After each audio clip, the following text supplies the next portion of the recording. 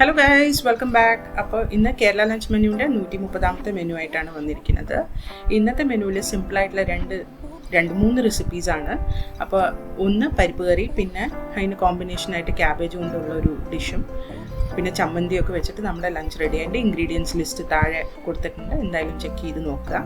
പിന്നെ ഇതേപോലത്തെ നിറയെ കേരള ലഞ്ച് മെനു ഐഡിയാസിനായിട്ട് എൻ്റെ ചാനൽ സബ്സ്ക്രൈബ് ചെയ്യാനും ബെൽ ബട്ടൺ ക്ലിക്ക് ചെയ്യാനും മറക്കരുത്. അപ്പോൾ നമുക്ക് വീഡിയോയിലേക്ക് കിടക്കാം. അപ്പോൾ ആദ്യം ഉണ്ടാക്കുന്ന പരിപ്പ് കറിയാണ്. ഇതിനായിട്ട് ചെറുപരിപ്പ് ഒരു പാനിൽ ചെറിയ തീയിലിട്ടിട്ട് നന്നായിട്ടൊന്ന് ഡ്രൈ റോസ്റ്റ് ചെയ്തെടുക്കണം. എന്നിട്ട് അത് കഴുകി വൃത്തിയാക്കിയതിന് ശേഷം കുറച്ച് വെള്ളവും മഞ്ഞൾപ്പൊടിയും ചേർത്തിട്ട് കുക്കറിൽ ഹൈ ഫ്ലെയിമിൽ 2 വിസിലിൽ നമുക്കൊന്ന് പ്രഷർ കുക്ക് ചെയ്തെടുക്കാം. അപ്പോൾ അത് കുക്കാവുന്ന നേരം കൊണ്ട് തേങ്ങ, വെളുത്തുള്ളി, ജീരകം, പച്ചമുളക് നന്നായിട്ട് വെണ്ണ പോലെ അരച്ചെടുത്തിട്ട് വരാം. അപ്പോൾ പ്രഷർ കുക്കർ റിലീസ് ചെയ്തതിന് ശേഷം തിരിച്ചു അടുപ്പത്ത് വെച്ചിട്ട് നമ്മൾ പരിപ്പ് നന്നായി മാഷ് ചെയ്ത് അതിലേക്ക് ആവശ്യത്തിന് ഉപ്പും ചേർത്ത് കൊടുത്തിട്ടുണ്ട്. നന്നായിട്ട് മിക്സ് ചെയ്യുക. ഇനി നമ്മളിതിലേക്ക് അരച്ചെടുത്ത തേങ്ങയുടെ പേസ്റ്റ് ചേർത്ത് കൊടുക്കുക. അതൊന്ന് നന്നായിട്ട് മിക്സ് ചെയ്യുക. കൺസിസ്റ്റൻസി അഡ്ജസ്റ്റ് ചെയ്യാൻ വേണ്ടിയിട്ട് കുറച്ച് ചൂടുവെള്ളം കൂടി ഒഴിച്ചു കൊടുത്തിട്ട് നമുക്കിന്ന് ഒരു ചെറിയ തീയിൽ ഇതിനൊന്ന് നന്നായിട്ട് തിളയ്ക്കുന്ന വരെ അടുപ്പത്ത് വയ്ക്കാം.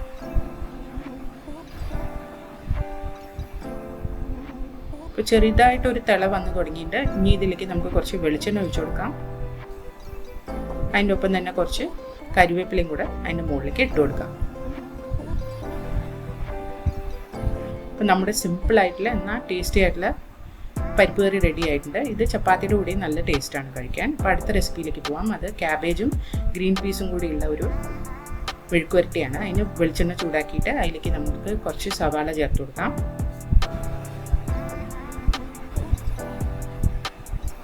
എന്നിട്ട് ഇതൊന്ന് നന്നായിട്ട് വഴറ്റിയെടുക്കാം.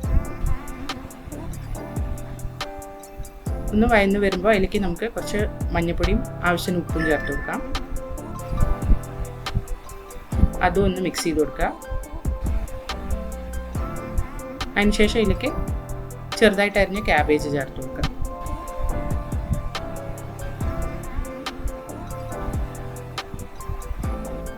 ഈ ക്യാബേജും മഞ്ഞൾപ്പൊടിയും ഉപ്പൊക്കെ കൂടെ നന്നായിട്ട് ഒന്ന് മിക്സ് ചെയ്തെടുക്കുക.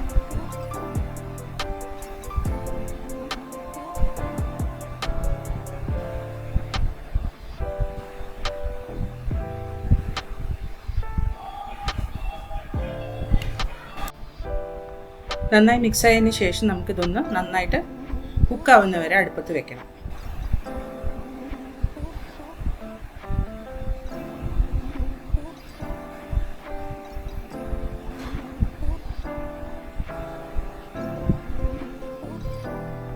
അത് കവർ ചെയ്തിട്ട് ക്യാബേജ് ഒന്ന് കുക്കാവുന്ന വരെ നമുക്ക് അടുപ്പത്ത് വെക്കാം.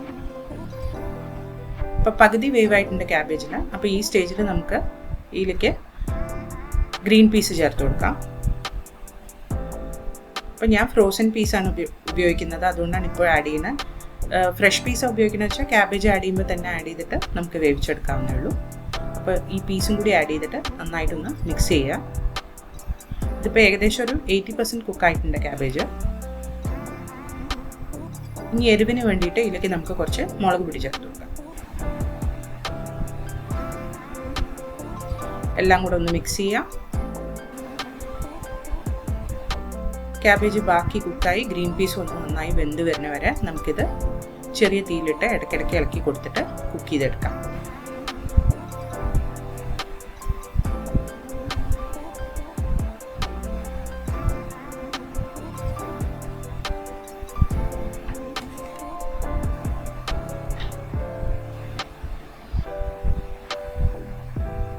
ഇനി ഇതിലേക്ക് കുറച്ച് ചെറുതായിട്ട് അരിഞ്ഞ മല്ലിയില ചേർത്ത് കൊടുക്കുക. ഇതൊരു ഡിഫറെൻറ്റ് ടേസ്റ്റ് കൊടുക്കും ഈ മെഴുക്കുവരട്ടിക്ക്.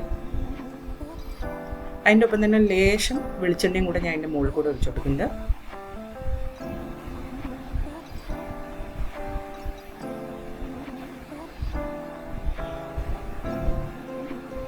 എന്നിട്ടൊന്ന് നന്നായിട്ട് മിക്സ് ചെയ്തെടുത്താൽ നമ്മുടെ ക്യാബേജിൻ്റെ മെഴുക്കുവരട്ടി റെഡി ആയിട്ടുണ്ട്.